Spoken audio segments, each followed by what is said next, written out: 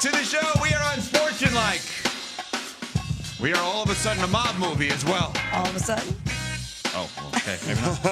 You can be a part of Unsportsmanlike Nation on the Dr. Pepper call-in line at 888-SAY-ESPN.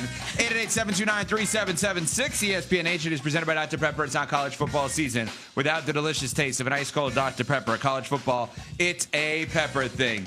Welcome to all those watching on ESPN2. All of our great ESPN radio stations across the country. Sirius XM 80, the ESPN app. We are presented by Progressive Insurance. Along with Michelle Smallman, Chris Canty, I am Evan Cohen. Good morning, everybody. Good morning, my neighbors. How's everybody doing? I'm good. You just asked yourself a question and answered it? Yeah.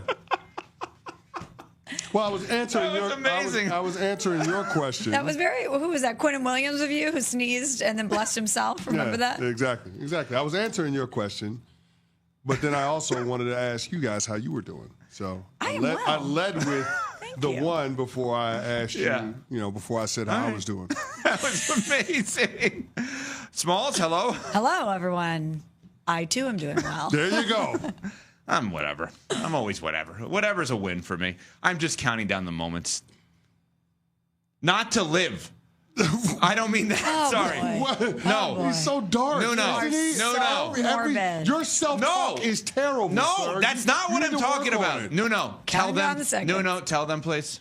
So yesterday, before we get into the NFL and everything else, yesterday there was a big trade with draft picks with the Suns, which will eventually, I think, impact the Jimmy Butler trade. That's Correct. what he's talking about. Thank you. That's all he's talking about. Yes.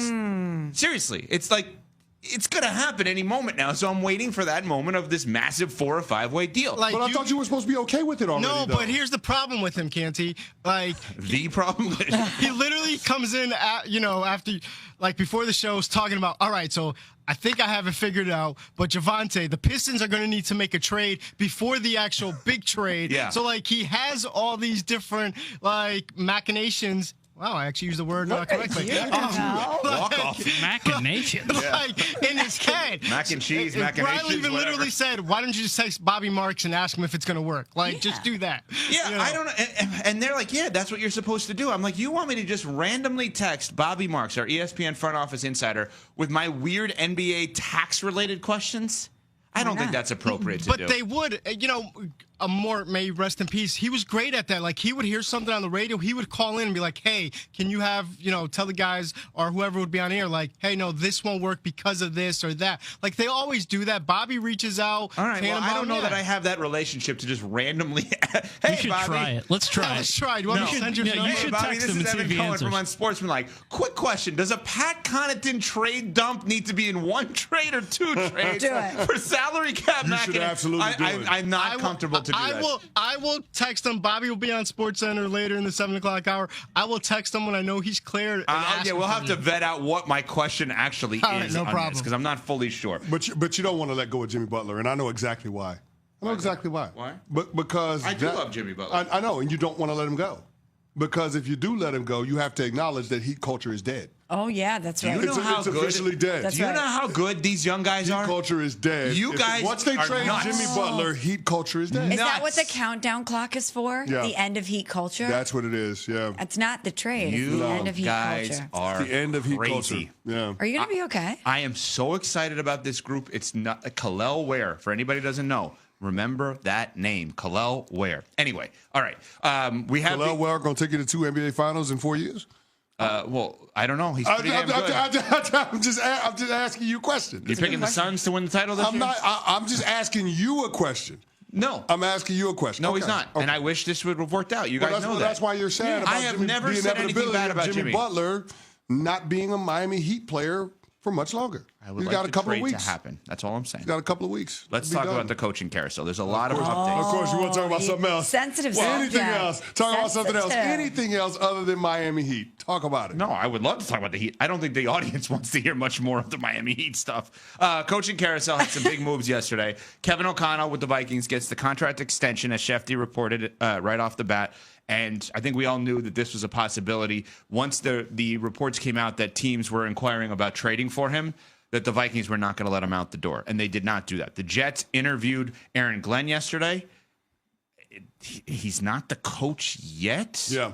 There are many people out there that are saying, don't worry about that. It's still like front runner for the job. But, I mean, I would worry about that if I'm a Jets fan. Well, apparently the Jets organization is confident that they're going to land a plane, pun intended, because they're reaching out to all of the other candidates, both as head coaches and general managers, and saying that they're going to go in a different direction. Presumably that they're going to go with the package deal that is Aaron Glenn and Lance Newmark, the AGM for the Washington Commanders, who previously was with the Detroit Lions, and they had some overlap there the last couple of years. So it feels like an inevitability. AG started his NFL career there, was drafted there, started his coaching career there, scouting, all of those things. So it makes sense. And when you hear about former Jets players reaching out to both AG and reaching out to the New York Jets saying that this should happen, it feels like there's so much momentum behind Aaron Glenn right now becoming the next head coach of the Jets that I would be floored if it's somebody else.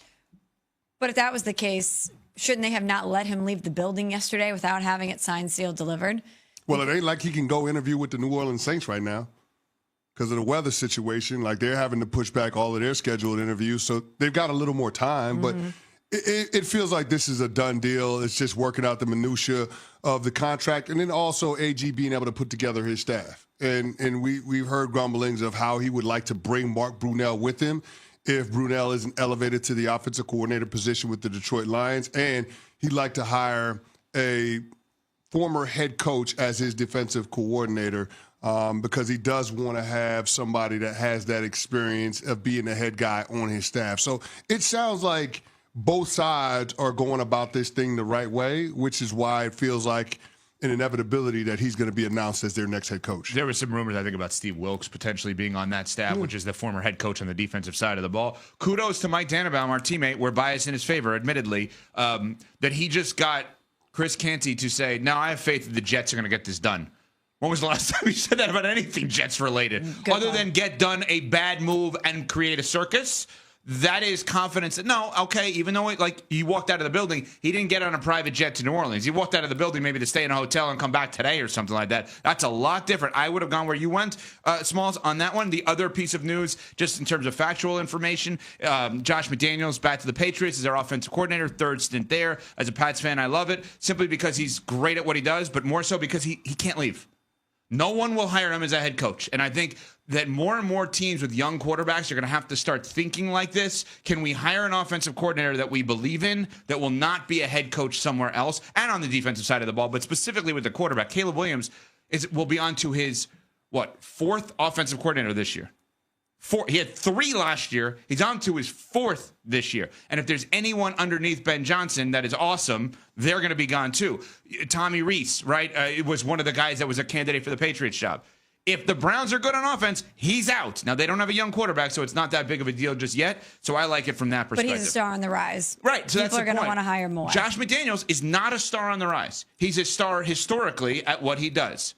But he's a star historically with one person. I'm very interested to see how this works out. One person meaning? Bill Belichick. Oh.